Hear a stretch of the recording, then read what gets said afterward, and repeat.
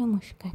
কিছু কথা কিছু গল্প নিয়ে আজ আমি সুকন্যা তোমাদের কাছে এসেছি পাবদা মাছের তেল ঝালের রেসিপি নিয়ে। পাবদা মাছ বানানো খুবই ইজি, বিশেষ করে তেল ঝালটা বানানো তো ভীষণই ইজি আর খুবই চটপট বানানো হয়ে যায়। এটার জন্য আমি নিয়ে নিয়েছি কাঁচা লঙ্কা, টমেটো আর হলুদ গুঁড়ো আর কালো জিরে। ব্যাস এইটুকুই উপকরণ লাগে এই তেল ঝালের জন্য। পাবদা মাছ তো অবশ্যই নিয়েছি। আচ্ছা, কড়াইটা গ্যাসে বসিয়ে প্রথমে গ্যাসটা জেলে তেল দিয়ে দিয়েছি। আর পাবদা মাছগুলোর মধ্যে আমি একটুখানি নুন আর হলুদ আগে থেকেই মাখিয়ে রেখে দিয়েছিলাম।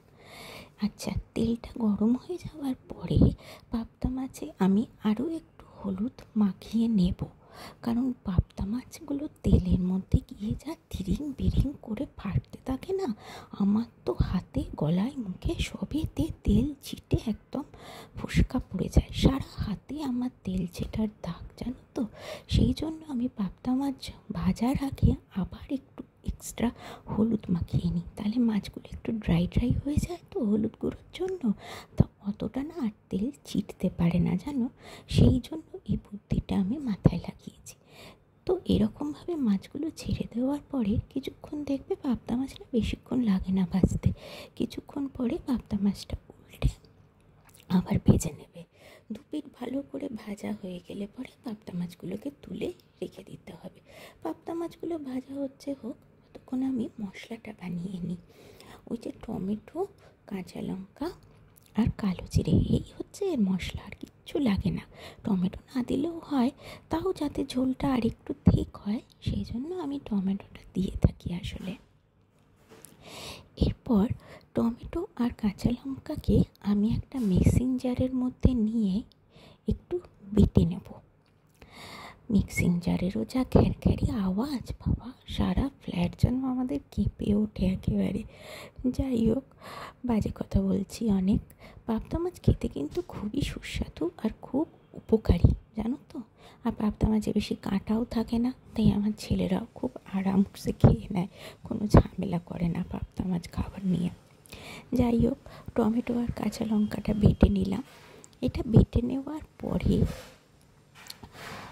কী করব সেটা তোমরা দেখতে পাবে। তার আগে গল্প বলি। বিয়ের আগে জানো তো আমি একদম মাছ খেতাম না। বিয়ের পরে এসে আমার শাশুড়ি মায়ের হাতের রান্নায় আমি মাছ খাওয়াটা শুরু করেছি। আর ওনার হাতের রান্না খেলে সবাই অন্য রান্না ভুলে যাবে।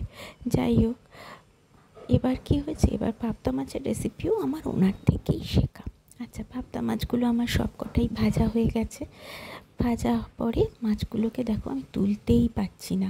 তারপর আমি আর একটা খুন্তি নিয়েছি হাতে, দুটো খুন্তির সাহায্যে কোনো রকমে ওগুলোকে ধরে ধরে তারপরে তুলেছি। যাই হোক, এবার এই তেলের মধ্যে মাছ ভাজার পরে যে তেলটা পড়ে থাকে সেই তেলের মধ্যেই আমি ওই যে কালো জিরেটা রাখা ছিল সেই কালো জিরেটা ফোড়ন দেব। আর তার সাথে ইচ্ছে করলো যে 2-4টে কাঁচা লঙ্কা আরও চিড়ে দিয়ে দিই। বেশ চিপে খেতে, ডলে ডলে খেতে ভাতের সাথে ভালোই লাগে, বলো, ঝোলের সাথে কাঁচা লঙ্কা। তো যাই হোক, এরকমভাবে ফোড়নটা দেওয়া হলো। এবার ওই যে মশলাটা বেটে রেখেছিলাম ওটার মধ্যে দিয়ে দিলাম। দেওয়ার পরে এর মধ্যে ওই জারটাই একটু জাস্ট ধুয়ে জলটা দিয়ে দেবো, যাতে মশলাটা কড়াইতে গিয়ে না ধরে যায়। তারপরে ওর মধ্যে আমি একটু হলুদ দিয়ে দেবো। হলুদ দিয়ে ভালো করে মশলাটাকে কষিয়ে নেব। হলুদটা দিলাম, ব্যাস। এবার মশলাটাকে ভালো করে কষাবো। কষাতে কষাতে যখন দেখবো উপর থেকে একটু একটু তেল ছেড়ে ছেড়ে এসেছে, তখন জল দেব। এই মশলা কষানোর সময় চিমনিটা চালিয়ে নিতে হয়েছিল। উফ, চিমনির আওয়াজে না আমার মাথা ধরে যায়। রান্নাঘরে সব থেকে এই যে দুটো প্রচণ্ডভাবে প্রয়োজনীয় জিনিস, এক হচ্ছে চিমনি আর 2 হচ্ছে মিক্সি।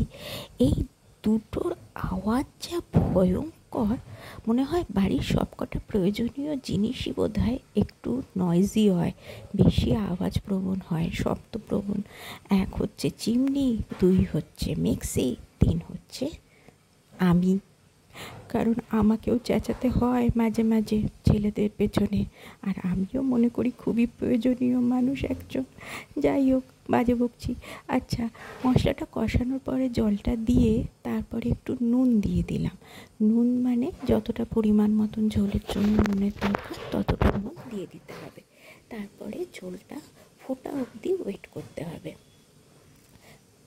যখন ফুটে যাবে, ফুটে গেছে ঝোলটা, দেখতে পাচ্ছ তোমরা। এবার ফুটে যাওয়ার পরে মাছগুলোকে দেব, তার আগে কিন্তু দেব না, ফুটে যাওয়ার পরেই দেব। মাছ দিয়ে না বেশি ফোটালে মাছগুলো কেমন যেন আলু ভাতের মতন নরম হয়ে যায়, ওটা আমার একদম ভালো লাগে না, কারোরই ভালো লাগে না। সেই জন্যই মাছ দিয়ে না খুব বেশি ফোটাতে নেই। তো জলটা ফুটে গেলে পরে মাছটা দিয়ে দেবো। একটু যখন ফুটে ফুটে যাবে তখন ওর মধ্যে আমি আর একটা জিনিস দেব, যেটা আমি ইনগ্রিডিয়েন্টসের মধ্যে দেখাতে ভুলে গেছি। সেটা হচ্ছে ধনে পাতা। একটুখানি ধনে পাতা নিয়ে তাকে ধুয়ে তারপরে কুচিয়ে, হাতে করে কুচিয়ে কুচিয়ে দিয়ে দিয়েছি। অত আর কে চাকু নিয়ে বসে বসে কোঁচায় সবসময়। যাই হোক, কুচিয়ে কুচিয়ে দিয়ে দিলাম। তারপরে যখন আরেকটু টুকটুক পুটপুট পুটপুট করে ফুটতে শুরু করবে তখন ওটাকে ঢেলে নেব।